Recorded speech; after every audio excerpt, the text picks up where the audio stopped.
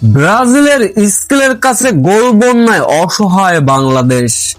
গোলরক্ষককে একা পেয়েও গোল করতে পারল না বাংলাদেশি ফুটবলাররা। বাংলাদেশ ব্রাজিল ফুটবল ম্যাচে যা ঘটল, বিস্তারিত জানতে ভিডিওটি না টেনে সম্পূর্ণ দেখার অনুরোধ রইল। বাংলাদেশের মাটিতে প্রথমবারের মতো আয়োজিত লাতিন বাংলা সুপার কাপ, যেখানে বাংলাদেশের অবশেষে স্বপ্ন পূরণ। ব্রাজিলের মতো তারকা দলের বিপক্ষে বাংলাদেশ মাঠে নামলো। উদ্বোধনী ম্যাচে মুখোমুখি বাংলাদেশ রাইজিং স্টার দল এবং ব্রাজিলের দল। শুরু থেকেই চলে আক্রমণ আর পাল্টা আক্রমণ। ম্যাচের শুরুতেই দাপট দেখালো বাংলাদেশ।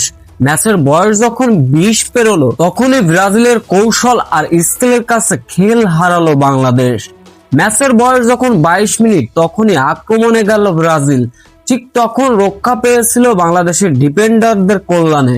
তবে ম্যাচের বয়স যখন 27 মিনিট, আবারও এরপর ম্যাচের বয়স যখন 27 মিনিট, ঠিক বাংলাদেশের ডিফেন্ডারদের রক্ষণ ভেঙে গোল করলো ব্রাজিল, যার ফলে লিড পেয়ে যায় ব্রাজিল।